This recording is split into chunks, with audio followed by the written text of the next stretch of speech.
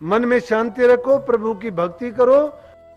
हाँ जी, राधा स्वामी कहते हैं काम का आलस और पैसों का लालच हमें आगे नहीं बढ़ने देता। हम हर टाइम अपने स्वार्थ के बारे में सोचते हैं, हम भगवान के चरणों में समय नहीं दे पाते। तो जो आज का सत्संग का विषय है उसमें सदगुरु महाराज जी ने बताया है कि हम अगर भगवान का नाम लेते हैं तो वो नाम किस तरह हमारी हर संकट को, हर दुख को सुख में बदल देता है, और नाम किस तरह हर टाइम हमारे अंग संग रहता है, कैसे सदगुरु हमारे अंग संग रहते हैं। तो आप सत्संग को पूरा सुनना कष्ट करें और इन बातों को अपने जीवन में उतारें। अरे पूरी जिंदगी तो कुछ याद नहीं किया, अजामेल जैसी हालत नहीं है। अजामेल ने तो लड़के का नाम ही नारायण रखा था। नारायण नारायण कहते हुए क्या उसका परमात्मा को पता नहीं था ये नारायण अपने पुत्र को बुलाता है, लेकिन उस नारायण को नहीं।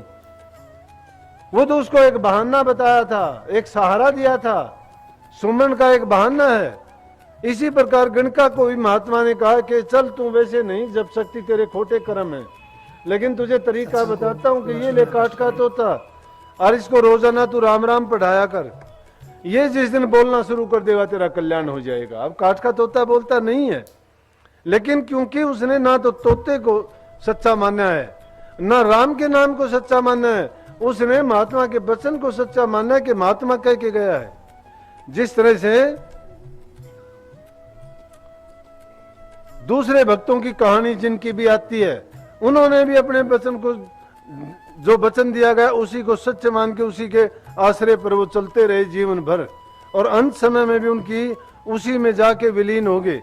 क्योंकि गुरु को परमात्मा में, शब्द में समाना है, और हमें शब्द की जरूरत है तो अपने गुरु में समा जाए, गुरु अपने आप शब्द में जाएगा। लेकिन हम अपने आप में ही नहीं समाते, गुरु में कहां समाएंगे। गुरु शब्द और वो तो बहुत दूर की चीज है। और वही गणिका उसको सत्य मान के तोते को कहते ही तोता राम राम कर, तोता राम राम कर, तोता राम राम कर। अब तो शब्द गा के बहुत गाते हैं कि क्या बोल रहे तोता। कोई तो कह राधा स्वामी बोल रहे तोता, अंत समय में नाम बिन खाओगा गोता। गोता तो अपने आप खाएगा, तोता नहीं बोलता है। वो वचन उसने जब सच्चा माना, तोता तोता भूल गई, उसको राम ही राम याद रह गया था। इसलिए उस नाम को लेके तुम भूल जाते हो कि नाम का करना क्या है, नाम है क्या। नाम को महत्व नहीं देते, गुरु के वचन को मानते नहीं हो। नाम में वो ताकत है जो खंडों ब्रह्मंडों को उतारता है। नाम बड़े बड़े पापियों का कल्याण कर देता है। नाम ने तो ऐसे ऐसे दुष्टों को पार उतारा है कि जिनके दर्शन भी आदमी नहीं करना चाहेगा। क्योंकि नाम में वो ताकत है। जिस प्रकार से तुम कहते हो कि गंगा स्नान करने के बाद हमारे पापों का नाश हो जाता है, परंतु यहाँ तो जन्म जन्मांतरों के नाम में वो ताकत है, जन्म जन्मांतरों के पापों को दग्ध करके तुम्हें पाक और साफ कर देगा और शब्द में गुरु में विलीन कर देगा। उससे तुम्हारा जन्म मरण मुक्त होगा। लेकिन गुरु के बताए वचन पर अटल विश्वास करके जब उसको हम नित्य प्रति करते चले जाएंगे, सांस सांस में उसको याद रखेंगे, थोड़े टाइम के लिए तो दिक्कत होगी, क्योंकि कोई भी चीज नई जब करते हो आसान नहीं होता। लेकिन जो जो समय बीतता जाता है, अभ्यास तुम्हारा पुख्ता होता चला जाता है, तुम्हारा यकीन विश्वास में पक्की तरह जब उसमें रम जाता है, तो तुम उसी का रूप बन जाते हो। उसी का रूप बन जाते हो, तुम्हें ख्याल ही नहीं रहेगा। क्यों कहा कि वाल्मीकि को क्यों कहा कि ररा मम्मा ऐसा चेता उसी में लगाया हित। राम मैं को ऐसा चेता कि उसी में अपने दिल को लगा दिया, अपने जीवन को लगा दिया, अपने सांसों को जोड़ दिया। हमारा भी जीवन क्या है, सांसों का आना जाना ही जीवन है। लेकिन ये सांस आए किस लिए हैं? जिन सांसों का हम गर्व करते हैं, देह का गर्व करते हैं, ये तो सारी की सारी एक गंदगी का खोल है और कुछ नहीं है। इसमें गंदगी भरी पड़ी है। जो मन है इसमें, वो भी हमें दुष्कर्मों की ओर ले जाता है। सत्संग और सतगुरु ही बचाने वाले हैं। इसलिए सत्संग बनाओ। देखने के लिए मत आओ, सुनने के लिए मत आओ, करने के लिए आओ। और करोगे कौन सी चीज कि वचन को सुन के उस वचन को अपने जीवन में उतार के उसको अमली जामा जब पहनाओगे, उसी का रूप बनते चले जाओगे, फिर देखना कि संसार के पदार्थ फीके लगेंगे। ब्रह्म का आनंद एक बार जब आ जाएगा तो संसार के पदार्थों के रसों से छुटकारा हो जाएगा। जब ऊ रस भावा तो ई रस नहीं पावा, और ऊ रस पावा तो ई रस नहीं भावा। जब संसार का रस तुम्हें फीका लगना लग जाएगा तो उस रस में आनंद आएगा, और जब वो आनंद मिल जाएगा तो संसार के पदार्थों में कोई रस और आनंद आपको दिखाई नहीं देगा। क्यों कि ये जो है थोड़े समय के लिए है, ये इसका परिणाम दुख में बदल जाने वाला है। लेकिन नाम का किसी भी हालत में कोई भी नकारात्मक परिणाम नहीं है। चाहे उसको तुलसीदास जी ने कहा, तुलसी अपने राम को रीज भजो चाहे खीज, भूमि पड़ा सो जाम सिर ओंदा सोंदा बीज। कि चाहे उसको किसी भी तरह ले लो, परमात्मा तो हर समय हाजिर नाजिर रह के हमारी मदद सहायता करने के लिए तैयार रहता है, परंतु हम हैं भूल जाते हैं। क्यों भूल जाते हैं? गाफिल हो जाते हैं। गाफिल क्यों होते हैं? कि संसार के पदार्थों को पाके गाफिल हो जाते हैं।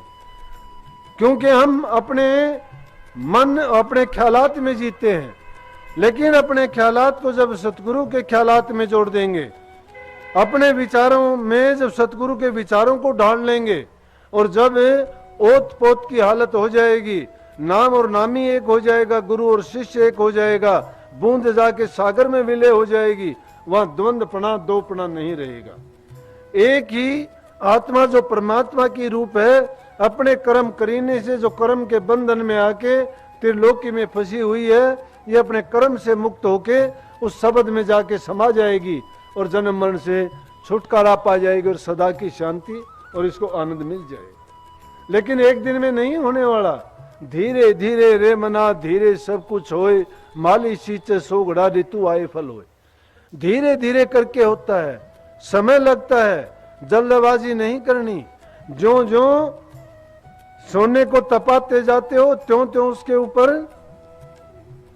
उसकी असलियत उसकी चमक बढ़ती चली जाती है। इसी प्रकार से हम जब नाम को लेके नाम को सुमन करते चले जाएंगे, हमारे घट के दरवाजे खुलते चले जाएंगे, रूह पर से आवरण हटते चले जाएंगे, अंधेरा छटता चला जाएगा, प्रकाश दिखाई देना शुरू हो जाएगा, पाप कर्म नाश होंगे और पुण्य के मार्ग पर चल पड़ेंगे। तो समझो कि हमारा कल्याण हुआ और इस जीव का संसार में आना सार्थक हुआ। नहीं तो मनुष्य चोला पाके अगर हमने गुरु भक्ति नहीं की, सत्संगत में नहीं बैठे, अपने कर्म को हमने नहीं बनाया, विषय विकारों में खो दिया, पाप में लगा दिया। आजकल समाज में क्या हो रहा है, क्या होता है? अगर बातें सुनते हैं तो सुनने के संसार में रहने को दिल नहीं करता। पाप करता हुआ इंसान कुछ देखता नहीं है। भ्रूण हत्या हो रही है रोजाना, घर घर में जुल्म होता है, पाप होता है। पाप करके कोई अपने आप को पापी नहीं समझता है। उनके चेहरे पर लेश मात्र भी इतनी भी जैसे उड़द पर सफेदी भी नहीं है। वो मानते ही नहीं है तूने कोई पाप किया है, तूने कोई बुरा किया है। चोरी डकैती की हालत देखो, समाज दिशाहीन हो गया, पथ भ्रष्ट हो गया है। बुरे भले रिश्वतखोरी है सब हर चीज में। जिसके पास जाओ किसी को कहते हुए लज्जा शर्म भी नहीं आती कि क्या हो रहा है, कैसे ये संसार चला जा रहा है, किशोर जाएगा। पर्यावरण को बिगाड़ रहे हैं, पेड़ों के अंदर धुंध कटाई हो गई है, पानी की बर्बादी हो रही है। आगे जाके देखना कि हालत क्या होगी समाज की। कहीं पर लड़कियों को शादी करके छोड़ा जा रहा है, कहीं लड़कों के साथ बुरा बर्ताव हो रहा है, माँ बाप की इज्जत कदर नहीं है। घरों में सारे मर्यादा नियम कानून कायदे सब ताक पे रख के कोई इंसान की कदर नहीं करता है। ये हल चेते तब ही भला और मोह नींद सो जाग। इंसान जब चेत लेता है तभी भला है। अगर एक आदमी भी किसी बात को किसी उद्देश्य को लेकर समाज में निकलता है और वो सच्चे दिल से निकलता है, उसके साथ लाखों हो जाते हैं। जो कोई मिशन को किसी उद्देश्य को लेकर निकलता है जिसमें दूसरे जीवों का, मानवता का, समाज का कल्याण होता है। पहले अपने पारिवारिक जीवन को सुधारो, फिर समाज सुधरेगा, फिर तुम्हारी आर्थिक दशा सुधरेगी, धार्मिक अवस्था परिवर्तन होगी, राजनीतिक दशा सुधर जाएगी। आज समाज के किसी क्षेत्र में देखो, परिवार में हालत बिगड़े हुए हैं, समाज में बिगड़ा हुआ है, राजनीति बिगड़ी हुई है, धर्म बिगड़ा हुआ है। किसी को भी देखो कहीं से भी, क्यों कि मूल कहाँ है? मूल परिवार में है उसका। और जब तक परिवार में इन नियमों का निर्वाह नहीं होगा, इन कायदे कानून मर्यादाओं का पालन नहीं होगा, वो बाहर जाके समाज और हर क्षेत्र में वैसा ही कार्य करते चले जाएंगे और वह उसके अनुरूप ही सारी हालात बदलते चले जाएंगे। इसलिए जरूरत है हमें अच्छे परिवार की, परिवार में गुणों को पैदा करने की, अच्छे मार्ग पर लगाने की। जब ये गुण हमारे अंदर आ जाएंगे, बुराइयों को त्याग देंगे, सच्चाई के मार्ग पर चलेंगे, धर्म मार्गी हम हो जाएंगे, किसी को सुधारने की जरूरत नहीं है। उसका आउटकम या परिणाम जो भी होगा वो ही सच्चा, अच्छा और धार्मिक होगा। इंसान अगर इन बातों पर चलेगा, घरों में बूढ़े बुजुर्ग की इज्जत करो, प्यार से रहो, झूठ कपट ना करो, निंदा द्वेष ईर्ष्या से बचो, चोरी छल कपट बेईमानी ना करो किसी से, क्योंकि जिसने पैदा किया है वो तुम्हारा हर प्रकार से ख्याल करेगा। हम अपने मन बुद्धि में रह के सोचते हैं अरे धन इकट्ठा करते हो लेके जाओगे क्या, कुछ संग नहीं जाएगा। ज्यादा धन वालों से जाके पूछ लो, वो रोटी भी ढंग की नहीं खाते। ज्यादा धन वालों से जाके पूछ लो, उनको नींद भी आराम से नहीं आती है, उनको रात दिन चिंताएं लगी रहती हैं, लेकिन फिर भी लालसा नहीं भरती है। ये तृष्णा बड़ी बेईमान है, भटका ये रखती है इंसान को।